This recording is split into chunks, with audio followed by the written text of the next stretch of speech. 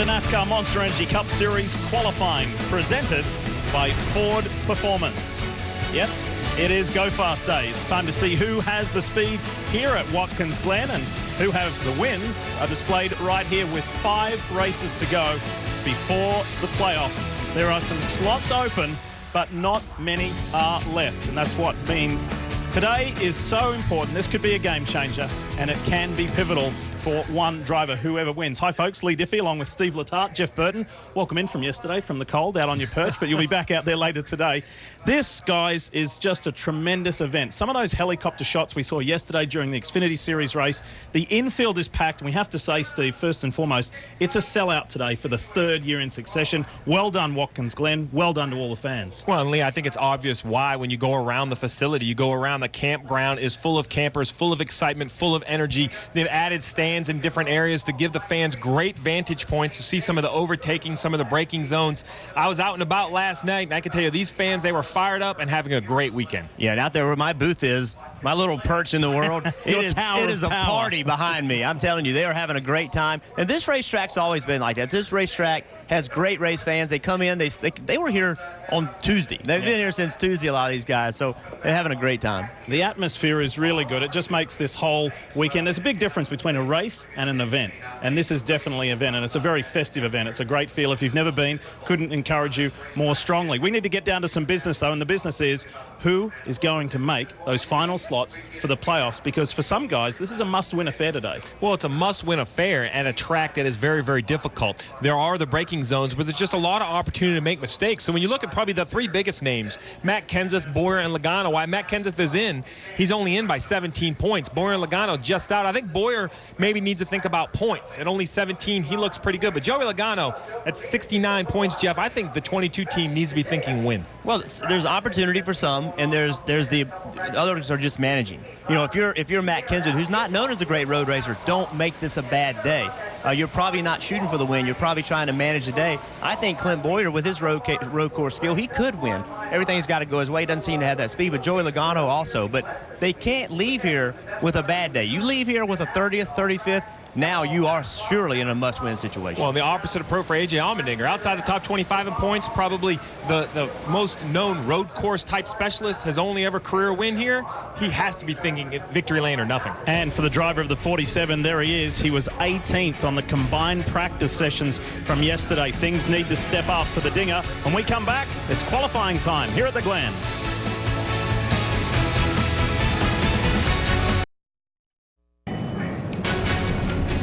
NASCAR on NBCSN is brought to you by Ford, going further so you can. And by Monster Energy, unleash the beast.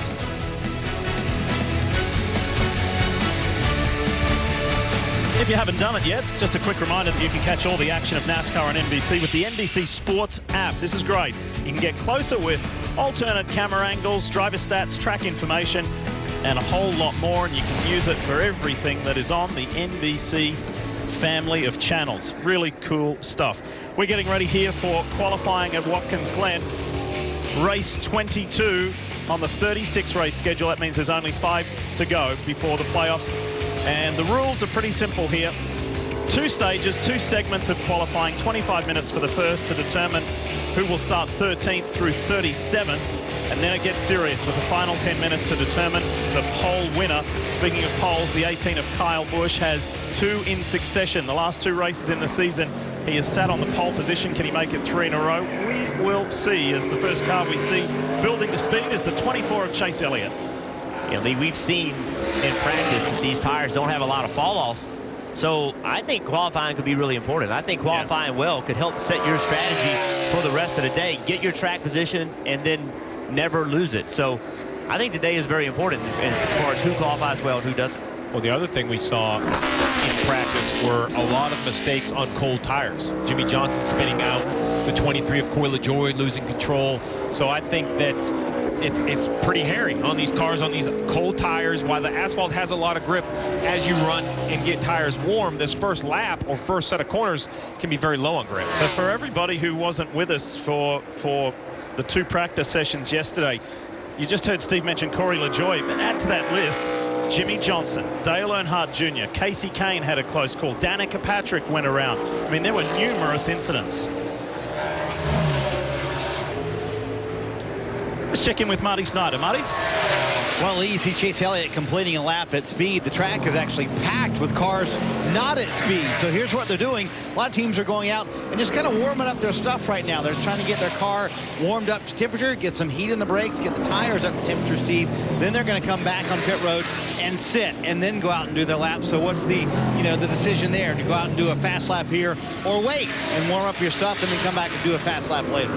So I like the approach for the brakes. So Marty mentioned the strategy of tires, brakes, and qualifying.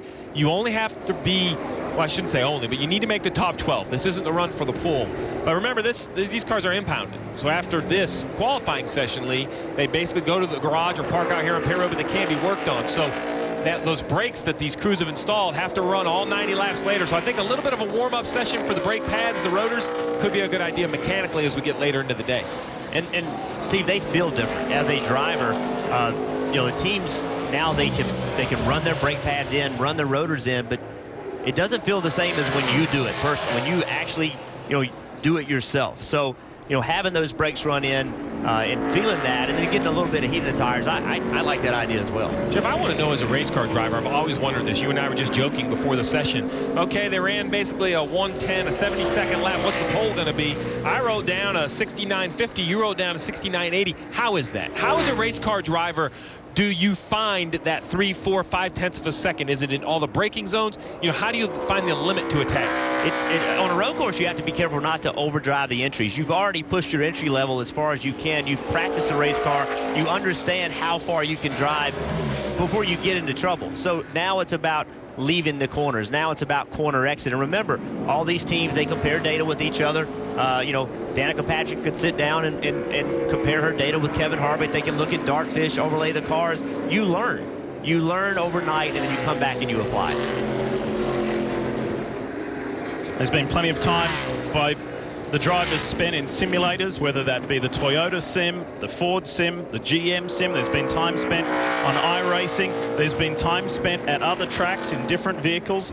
Some have even attended driving schools here at the Glen just to get ready for this race, to make sure that every T's crossed, every I's dotted, because it's an important race in the overall scheme of things, and to perform in this second and final road course race of the year is paramount. This guy's been involved in some of the most thrilling race finishes here at Watkins Glen. Brad Keselowski in the 2. He was involved in a good scrap yesterday in the Xfinity Series race with the eventual winner, Kyle Busch. He's involved in a very fast lap on the racetrack right here, Lee, and it looks uneventful. And that's not a knock on Brad Keselowski, but he's just not sliding a tire, not crossing up a wheel, and he's going to easily set the new fast time of the session. The Levine family racing, K-Love 95 of Michael McDowell. On combined speed yesterday, Jeff, he was 10th. And I spoke to Michael earlier this morning, and I said, hey, was that really representative of the overall? Do you think you'll be able to do that? Do you think you'll be able to carry this speed in the race? And McDowell was quite confident. No, Michael McDowell is a very good race car driver, very good on road courses. He is a legitimate top 10 racer. Now, whether this team can have the pit stops they need to have, those kinds of things, that's yet to be seen. But Michael McDowell can definitely drive this race car. He won an Xfinity race at Road America. As crew chief, Todd Parrott, he's won races here as a crew chief. So that's a team you're going to have to watch out for. Well, here's another one we mentioned at the top of the show, Lee, the 47 of A.J. Allmendinger. While this is perhaps a must-win for his playoff hopes, I'm not sure that's how he's looking at it. You've had a conversation with him. I don't think that he personally feels they've been on playoff-type form, and yesterday in practice was kind of the same way. We saw a frustrated race car driver, hands pounding on the steering wheel a few times coming into the garage. So I think he realizes the need for performance, but he can only do so much behind the wheel. He has to have a kind of a horse to ride. And I don't think that's JTG Doherty Racing putting that pressure on him. I think it's him putting that pressure on himself. I agree, absolutely. Well, listen, that pressure comes from not see Kevin Harvick way wide in turn 1, but that pressure comes from not having performance on the mile and a half. Right. So when you can't compete on the mile and a half, and you don't have the speed that you need to win races, and you know your driver can win races here, well, where's that pressure going to go? You're here. This is the place that I know I can win. And so it's kind of natural that that pressure falls on himself because he knows his chance to make the playoffs, or bigger yet, to win a cup race, right? Yep. That falls on his shoulders when we go road racing. I'm always fascinated, not just necessarily looking at the 18, whomever it may be, how they get through the inner loop. It is such an integral portion and section of this Watkins Glen track, and it can make or break your race. Well, it looks like it should be about 4 turns, but it really is about 2 or 2.5. You turn to the right and drive all the way to the middle, It's then kinda turn to the 1.5. left. Yeah, then left and turn all the way back to the carousel. So Kyle lost a little time between 6 and 7, but made it up exiting 7. He goes to the top of the chart. How'd you rate yourself, Jeff, through the inner loop? Did you get through there good? Were you effective? I was good in the inner loop. It was the other parts of the track that I struggled on. So you had one corner good. It was the other 7 that were the problem? Were there that many? Yeah, my strengths are limited. So you had mentioned Kevin Harvick kind of in the background of that Kyle Busch lap, missing turn 1. So you see right here, Kevin Harvick comes into frame, high out over the curb. Well, he just quits. He coasts around slow. And I think that's something as we ride on board here, you'll see we talk about this, how hard can you drive in the corner? Well, that was too hard for Kevin Harvick. He wasn't going to make the corner.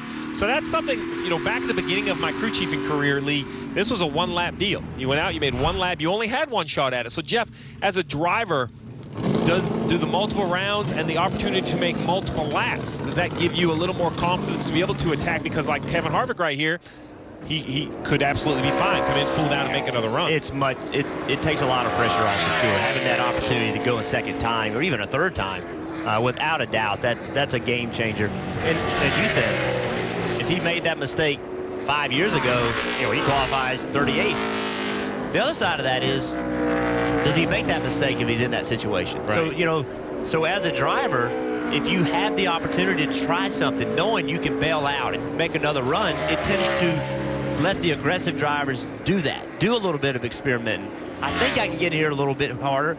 And if you don't, you make another lap. And you mentioned earlier, you may have heard me mention that some of the drivers have even taken driving schools. Case in point, on screen right now, the 77 of Eric Jones did one here at the Glen just a couple of weeks ago, just to fine-tune and refine and try and be a better road course racer. Well, that's some of the testing rules. Years ago, you could have brought a rookie here and decided to use a 2-day test.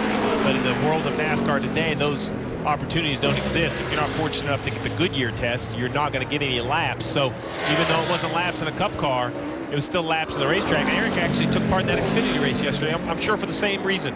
And did well. Yeah. Did well. Remember we said he had what you could categorize as a quiet race. This guy had anything but a quiet race. Joey Logano was in the thick of it. He was trying to win his 3rd consecutive Xfinity Series race here at the Glen. It didn't work out that way. It was a very lengthy pit stop, problem with the front right. But I tell you what, of course, I think there were 5 cautions off the top of my head. He did very well. He came back very strong. But watch this inner loop. Little wheel input to the right. Now wheel input back to the left, and now the wheel just goes straight. You see how that's no right input? That's doing it well. That right turn and then left turn to get the car going back straight, then never turn the wheel again. That allows you to carry momentum. If you see a guy turning right on the exit of the inner loop, he's blown the inner loop and he's recovering. And Jeff, the pressure on this race team. Currently, they're outside of the playoff picture. They've got to get their way in. They really need to win in these 5 regular season races left. Joey said earlier this week, I feel like this place, Watkins Glen, is our best chance to win. Talked to Todd Gordon a little while ago as crew chief. He said, I honestly think Bristol might be our best chance to win. And they've struggled with this 22 this weekend. It's been extremely loose. Joey having a tough time getting a handle on it, but there's a lot of pressure in that 22 camp this weekend. Jamie McMurray goes to the top. What a nice lap from the 1. So 13 minutes remaining in this first segment of qualifying. Top 12 is where the cutoff line is. McMurray sits the top. Yeah, and Marty was just talking about the pressure on Joey Logano. I think that pressure is on McMurray as well. They've had a few races that things haven't gone very well, and they've fallen back in points some. They're not afforded a bad race in the next few races. So Jamie McMurray is a very good road racer. They need success as well. We haven't really talked much about them, but they've been going the wrong way in points. They need to right the ship. He's 38. Jamie is 38 above the cut line. He's in 15th in the points. in the playoff overall picture as the 41 of Kurt Busch comes across to grab the 7th quickest lap. Here's Jimmy Johnson. It was an eventful start to the weekend for the 7-time champion yesterday. Went down into turn 1 where Steve was just talking about Kevin Harvick running wide. Jimmy, it was more spectacular. Wheeled hop, spun around, and he just nosed into the barrier. There was no major damage done, but damage done to the tyres, of course, and spent some extended period back in the garage area. To Dave Burns, first time today. Hi, Dave. Hey, Lee, and talking to the team this morning on the 48, they did change the brake pads for Jimmy after that run. You try things here to gain a little bit of an advantage, and that pad was just a little too grabby for the 7-time champion as he headed down right here. And the car got away from him in the rear there. So they got the feel back that Jimmy's more accustomed to and comfortable with for Watkins Glen. You mentioned the grabby pad. That, as a driver, you would think you want is the most amount of friction that you can get. You'd want that car to slow down as quickly as possible. But sometimes they've actually created pads that grip too much, that make the car slow down so much. And then also that changes the balance. That changes how much rear brake you have. And if you have too much rear brake, you can get that wheel hop that we saw with Jimmy. So although high friction brake pads are good, they can have too much friction and cause themselves a problem. So Clint Boyer with a good lap here, moves him up to 9th. Not sure that'll be enough to stay in the top 12, but it's that start of the battle that we talked about. Clint Boyer, Joey Logano, Matt Kenseth. When you get in those types of point battles, you start looking at those teams you are running against. So right there, Clint Boyer, he wins the battle ahead of Joey Logano, ahead of Matt Kenseth. Kind of the first strike. They may not end up here. That's not the point. The point is we've all run once, and guess what? I'm the fastest. So, you know, think about that. His crew chief, Bugger Ravitch, his only ever Cup win came at Sonoma with Tony Stewart. So he might feel good about the road courses, thinks perhaps he could go back to victory lane with Clint Boyer. Here's Boris Said. Big bad Boris, and I'm sure there are many Said heads in the crowd here today at the Glen. This is going to be an emotional day for Boris at the end of today's I Love New York 355 at the Glen, because it's Boris's final Cup Series race. And he had an eventful day yesterday. He went straight through the inner loop, damaged the front of the car. He said it was all my fault, and this is what it looked like. yeah, and this is just a little bit of inexperience with this type of car. And every other car he's driven, bailing out, overdrive in the inner loop, no big deal. Bail out to the left, go through the grass. You just roll through there, come in, get your car cleaned up, and go. With these cars with the splitter, it just ripped the bottom of the nose off. So, you know, he said that that was a part that he made a mistake in. Had he realized that, he would have just found a different escape route. But without racing these cars every single week, that'd be hard to know. That's the difference between a race car driver and myself, Lee, because when I was out of control, I don't think I'd be choosing where to be out of control. I would just be panicking with my hands off the wheel. But, you know, these race car drivers are always driving it. And speaking of driving it, you got Trevor Bayne wide right there. It's going to cost him some time. Look, a lot of time, 4 seconds, 5 seconds, or tenths of a second. That's exactly what we were talking about earlier when we had the in-car. We showed, when Joey never had to turn the car back to the left. Well, as wide as the 6 of Trevor Bayne was, he had a lot of left wheel trying to get it back, and it just kills you. And what a shame, because halfway through the lap, he was in the green. It was going to look good. More qualifying. When we come back, stick around.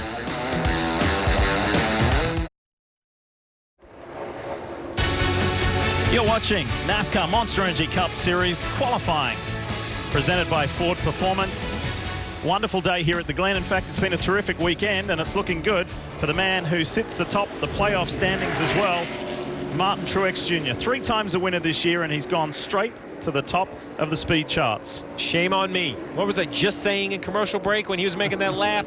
That, you know, he was so fast in Sonoma, I just didn't know if he had the speed here today. I regret even mentioning it because he made me look silly.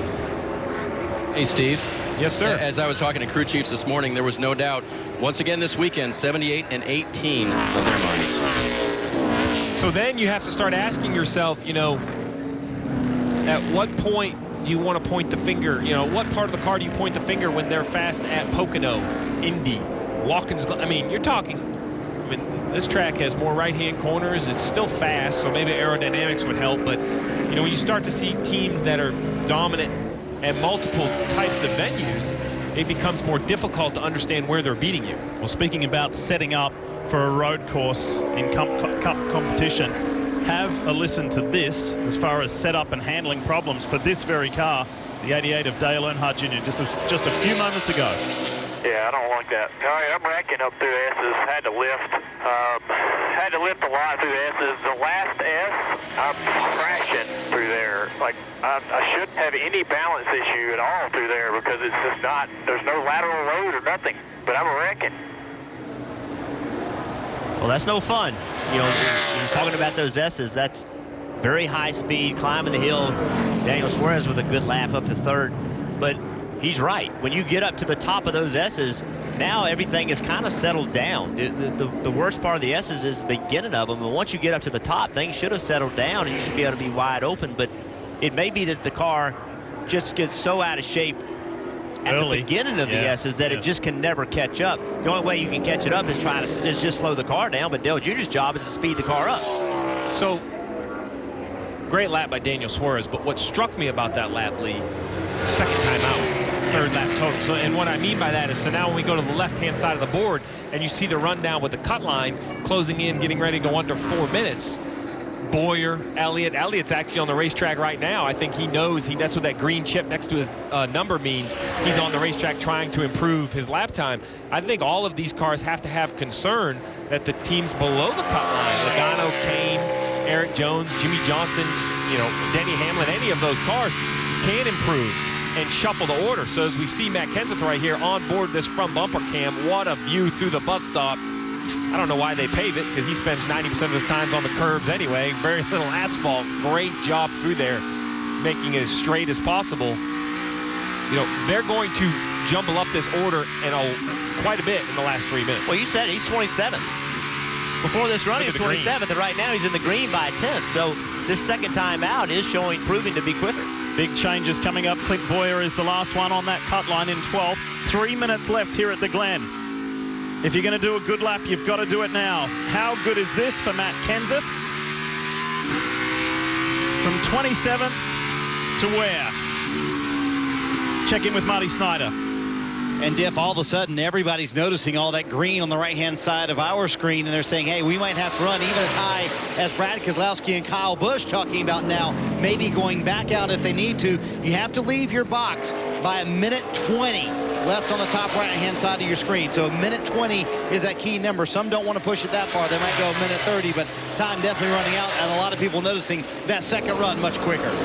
Big lap right here by Chase Elliott up to the top of the board on his second time on the racetrack.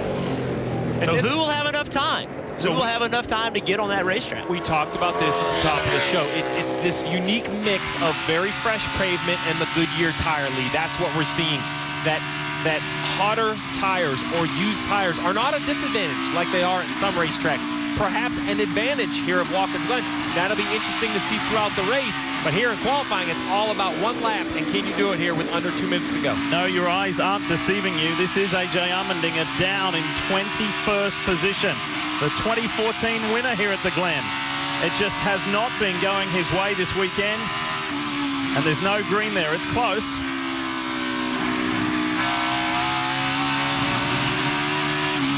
Allmendinger coming to finish the lap. Finally, it's in the green now. So a really strong final few turns for AJ. How high can he climb? Those last two corners are very technical up to ninth, and I think those technical corners play into AJ Allmendinger's advantage of being such a good road racer. They're slower. You have to be just perfect. And some of these other corners, they're so fast you can just kind of sling it through there. 6 and 7 require perfection, and he got it, and that's where that speed came from. But I'm not sure it's going to be enough with 3 other cars in the green. On the bottom right of your screen, you see Michael McDowell goes to 11th with a minute left. I believe you're going to have already be off pit road by now. If you haven't left pit road, you don't have time to come around. So we'll see if Dale Earnhardt Jr. right here is where he was talking about. This is the left S. This right corner right here. That's a non-corner in his mind, yet he felt he had handling trouble there last time through. Eric Jones jumps to 9th. Allmendinger goes on the cut line. It's all happening in this final minute. This isn't even for the pole position. This is just to make the top 12 and go through to segment 2. McDowell to 13th. Johnson is in there. Chris Buescher had done a nice job. Ryan Newman in the 31 down at turn 1 wide.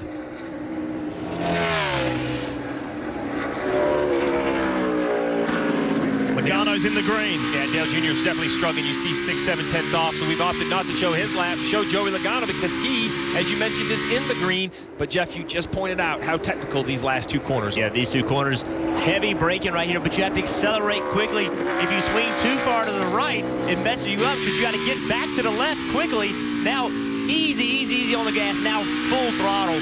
Can he build enough speed? It's going to be close. From 20th, Joey Logano to make it into segment 2 in the top 12, and he just misses out.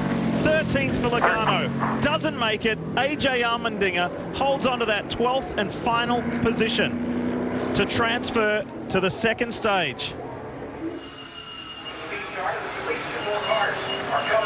So, a little bit of a different reaction inside the cockpit of the 47 to this time yesterday, Steve, where he was thumping the wheel and just furious with himself. I think he knows now, you know, as you mentioned, you only have to be in the top 12, so now he still has a shot at the pole. He transferred out of the first round. Pressure builds on Joey Logano.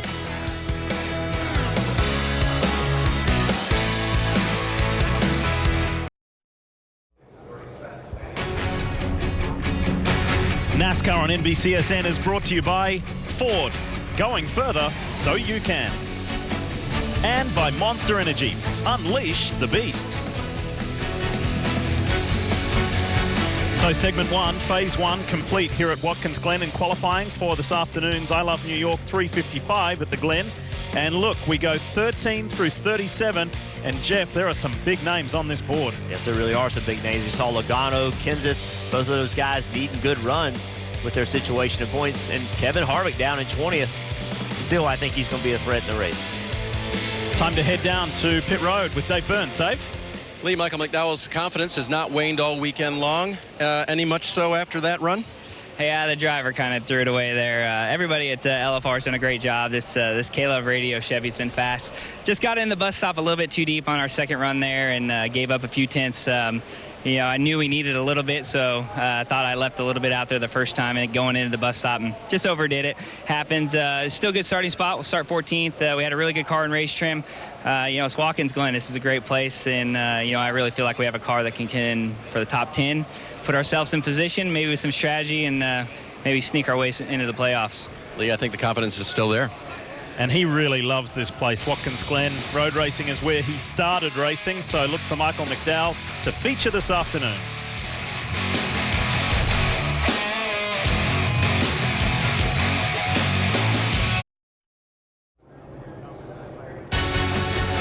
Welcome back to NASCAR Monster Energy Cup Series qualifying presented by Ford Performance here at Watkins Glen. Lee Diffie, Jeff Burton, Steve Letarte with you here at the Glen. So we showed you who is not going through. In a moment, we'll show you who does go through. But first, I want to tell you about NASCAR Race View. Gives you access to features that let you follow your favorite driver just like you're at the track. Live stats, leaderboards as well, drive, team communication, a whole lot more. And you can do it on any device. It's available now for an all-new low price when you visit NASCAR.com/raceview. All right, who are those competing for the pole position here at the Glen to start on the front row for today's race? So Chase Elliott with a terrific time, but then you've got winners here in the past in Cup competition. Kyle Busch there in 5th. Look a little further down, the defending race winner, Clint Boyer. Oh, pardon me, take that back. A.J. Allmendinger in 12th. So this is going to be good. There's Denny, that's who I meant to say, in 8th. We'll be back. Let's go. Who's going to get the pole? A reminder, the Premier League returns this Friday at 2:45 Eastern on NBCSN, and it's the first ever Friday night opener in the Premier League as Arsenal host Leicester City. And on Saturday, your Premier League morning begins at 7 a.m. Eastern, with Premier League Live followed by Watford and Liverpool. So, playoff hopeful. Joey Logano missed the Cup. He finished 13th instead of in the top 12. But with that being said, he has won before from a lower grid spot. Marty caught up with him. Well, when it's as close as it was for Joey Logano, a couple hundredths of a second, there's probably a few places on the racetrack you could think that's where I could have gotten that time. But I saw you talking to Todd Gordon. Was the car still loose? I know that was a struggle yesterday. Yeah, just I had my hands full up through the S's there that time. I think the rest of the lap probably was pretty good to even get that close. I was surprised. Thought about aborting the lap after I went through 2 and 3. But, you know, overall, it's somewhere to race from, and at least we know we're faster and where we qualified if we can just run a solid lap. But yeah, it is what it is. We'll start from 13th and work our way up from there. As he said, he'll start lucky 13th this afternoon. And Marty, he started 16th when he went to Victory Lane in 2015, but it's not what the driver of the 22 was looking for. And that says it all, Jeff. He's obviously disappointed.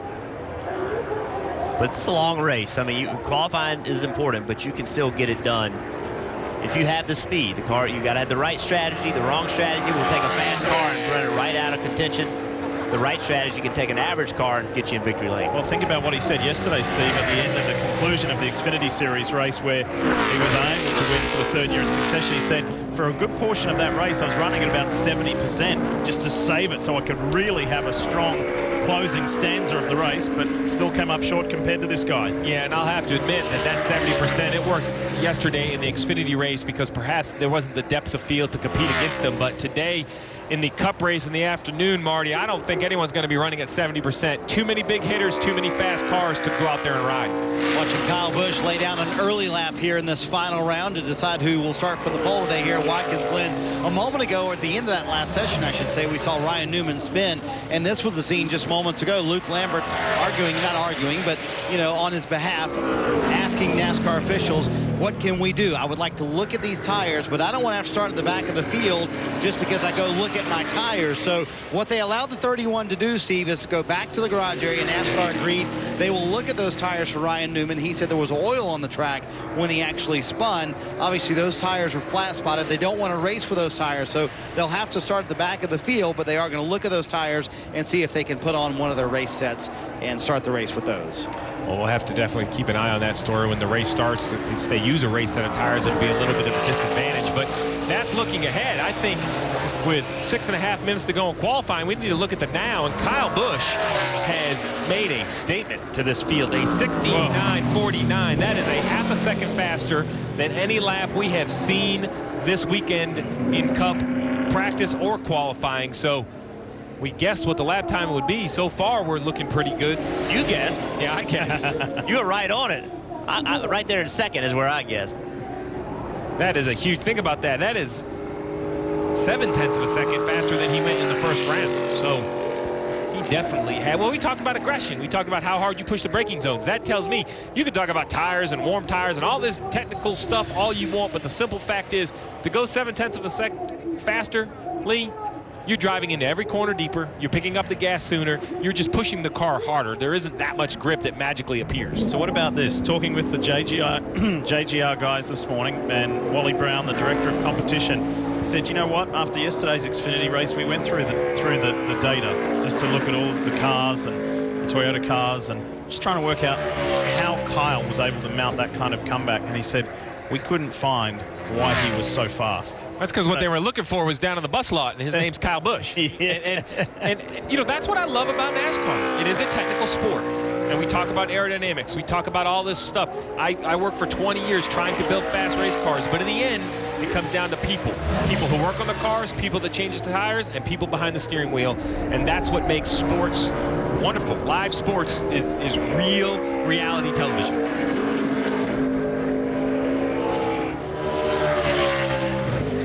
Dave Burns.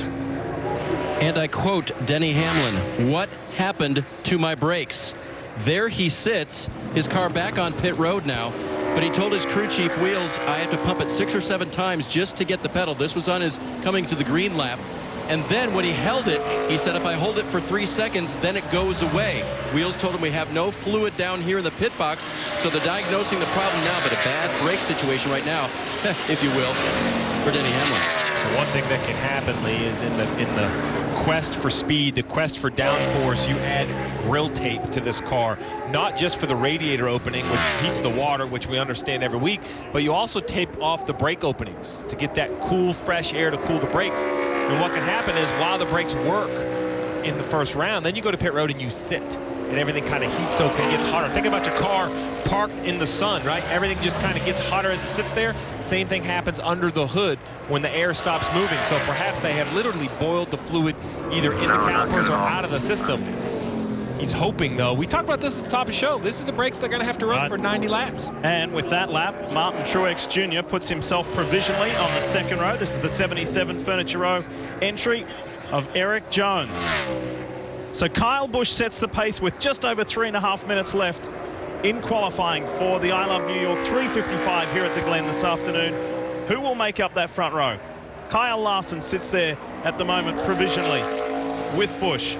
Then Truex and Elliott. Daniel Suarez has been impressive. I want to give some of these teams more hope and compare to second, not first, because Kyle Busch has set such an unbelievable pace that this lap for Jamie McMurray is decent, or it was. He lost a little bit of time through the bus stop. But when you compare it to Kyle's lap, nothing seems to look very good. We said it last week after he got that win. Wow, McMurray. Wow. I feel like I hear the tires squealing with the microphones out on the racetrack, but way loose through the carousel. But we said it last week. Kyle Busch getting that win, was that going to propel him? Was that going to push him into winning more? Because we've seen him come so close so many times and not be able to pull it off for one reason or another. And are we going to now see a string of Kyle Busch wins? McMurray stays 7th. Now Clint Boyer, AJ Allmendinger, they were out. You saw Boyer just take evasive action and leave the track clear for McMurray to come on through. Time to check in with Marty Snyder. Marty? 4 drivers still need to post a time in this session, much like Denny Hamlin. Brad Keselowski was actually on the racetrack. Jeff, he got loose up through the S's, and then he said he tried to make up time because he got loose in the S's going into the bus stop and made the lap worse. So he just completely bailed out. That's one of the advantages of going out early. He came back to pit road. They've cooled down the engine, so he's going to have time to make another lap. But sometimes when you make a mistake in road course racing, you can compound it, Jeff, by trying to make up for it later. Yeah, you can. And as a driver, you're not left much alternative, though. If you missed a corner, it multiplies. If you miss one corner, it seemed to miss the next corner, especially on the series of corners. But if you mess this corner up, the long carousel, look how far it goes. You have this long straightaway. The corner lasts forever, long straightaway after it. So if you have a bad carousel, it destroys its speed all the way down this straightaway. I was chatting with Marcus Ambrose earlier this week, the 2-time Cup winner, 4-time Xfinity Series winner here at the Glen. And Jeff, to your point, sit in that carousel. If you miss it early by a little bit, coming out of the corner, you've missed it by a lot. Yeah, the problem multiplies. The lap time just continues to fall. I wish I knew how he talked to you about this, because I asked him all kinds of questions when I was a crew chief, and he wouldn't tell me any of this. It's because you were opposition. Good lap from the Dinger.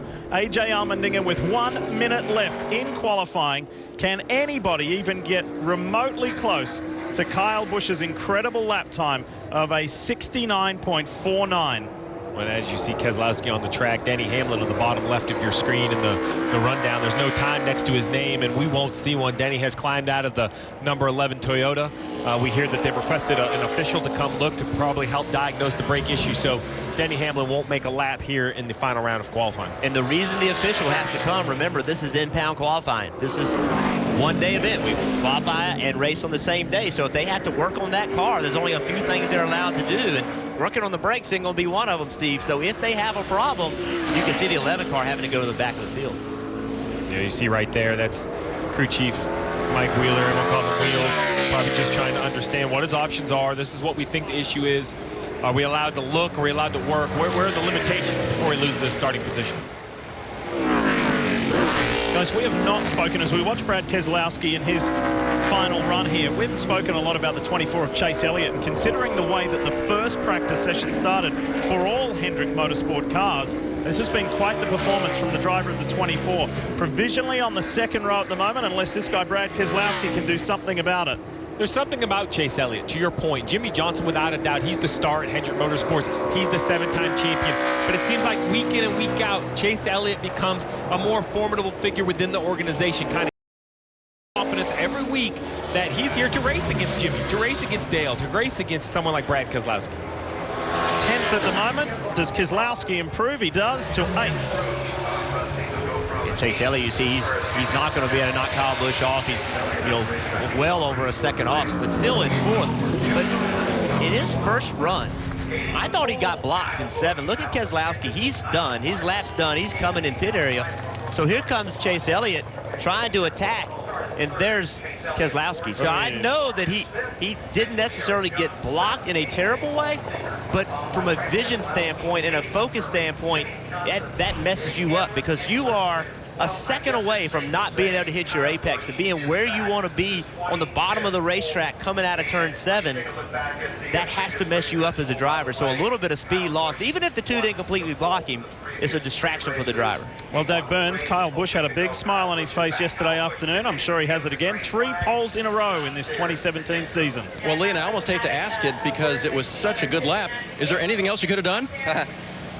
Probably not. No, that was pretty good. You know, yesterday there was a few times too in practice where I just hit it right and felt really good about it. So I knew where those marks were and just tried to go back and get those here today. And obviously felt really good, was pretty good. And so these guys just continue to do a great job. I mean, this M&M's Caramel Camry's got really good speed today. This weekend, you know, I feel like we're one of the cars to beat. There's a couple cars there right with us though, but we'll see how it goes today and if we can't keep ourselves up front and out of trouble. Kyle Busch on the pole again. Let's take you back and have a look at Kyle Busch versus Brad Keselowski here because these two, Steve, had some amazing duels. And this is the precursor for later today right here. You see the 18 just wheel hop, much like Kevin Harvick didn't qualify and goes wide. Well, Brad goes wide as well. I mean, look at all that runoff area, 2 and 3 wide. And here's another restart where they decide 3 wide into turn 1. That never ends up well. And it takes Brad Keselowski and Kyle Busch wide. And the problem with that is then you go across the straightaway and you get to the narrowest area of the racetrack where you have to kind of get back in line. I still don't understand how they all got back in line right there. Marty. Well, Jeff, Denny Hamlin standing here, I think, still trying to figure out exactly what happened to his brakes. So what did happen when you were in the car? You said, what happened to my brakes? Yeah, it ended the run fine, but something maybe heat soaked or something like that. But not really sure with our FedEx Camry. Just I went to pull off a pit road and I had no brakes at all. So if I had to wait more than 3 seconds, they would go to the floor, which is going to be an issue if you try to make a qualifying run, much less try to run a full race around here. So we'll probably change all the brake systems out, start in the back, and go from there. So that means the challenge of starting in the back with a new brake system like that. What are the concerns? And this is a tough place to pass, correct? Yeah, I'm not too concerned that we'll have it right for the race, but obviously this screws up all the strategy that we had planned. You know, you're going to have to do something now just totally opposite of the leaders. You can't do the same strategy they have, where at least if you start up front, you had the option of trying to race them. So we're going to have to do something different and try to get up front. There you go, Dave. Former Watkins Glen winner Denny Hamlin will start at the back this afternoon. And Marty, not sure where the 14 of Clint Boyer is going to start. They were talking about the very same issue. Clint felt fine after the round 1 run, and after he brought it to pit road, got ready to go back out, took his coming into green lap and didn't have a brake pedal, so that's why they didn't run in the final round. Lee? Well, let's take a look, Dave, at where the top 4 drivers will line up for today's race. We just saw the 2 of Brad Keselowski with that late run in the session as the seconds were winding down. The man we were talking about, we'll kind of put a question mark next to that, whether it will be 12th. We'll follow up on Dave's story as the afternoon goes on. Joey Logano, 13th. As we said, though, he has won here at the Glen from 16th. So maybe he's not too perturbed. But then, Steve, as we were talking about, the margin, the deficit to the pole sitter, Kyle Busch, is quite substantial. And you know, Kyle Busch did what he needed to do. He sat on the pole, but I think by this margin, it's more than just starting position. I think that is really making a statement. As you just mentioned, Joey Logano looking at this as a must-win, and he is basically 1 second off the fast time today. That is a tremendous amount of speed at any racetrack, so Kyle Busch has to instantly become the heavy favorite. So, Jeff Burton, what does your racing gut tell you about this afternoon? What are we going to see? We'll see the 8. Everybody trying to keep up with the 18. I mean, the 18 is just unbelievably fast, and that's what the garage has been talking about all weekend, is how fast the 18 is. Long race, though, Lee. A lot of things can happen. You better have had your yard work completed by now. You don't need to go anywhere. Sit on the couch. Stay there. We've got an awesome afternoon and evening coming up with Racing Roots featuring Clint Boyer with Rutledge Wood and Kyle Petty. That's going to be fantastic. The field is set for today's race. Time now to send it to Chris Devoda, Dale Jarrett, and Kyle Petty for NASCAR America.